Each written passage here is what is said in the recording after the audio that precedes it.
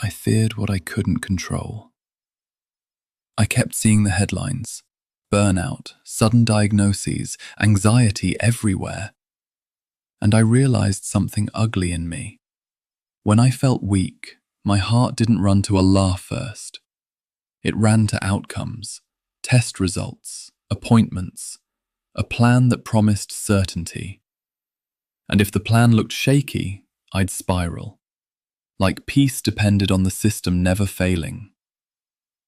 Then I came across a reminder that rearranged my insides. Allah alone is Ash-Shāfī, the healer.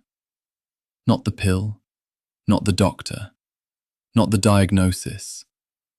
That doesn't mean I stop taking the means. It means I stop worshipping them. I can book the appointment with a steady hand, while my heart says, no healer except you. Even the way Prophet Ibrahim spoke, when I am ill, he heals me. It taught me adab. I don't speak about Allah carelessly, and I don't attach my hope to creation like it owns anything.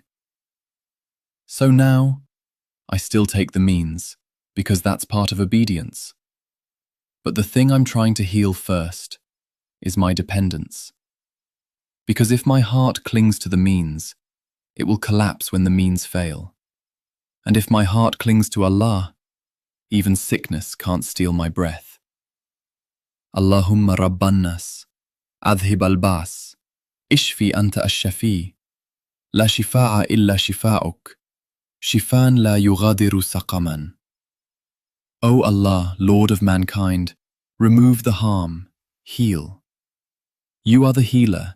There is no healing except your healing, a healing that leaves no illness. If this helped you breathe again, let it reach someone else's heart too.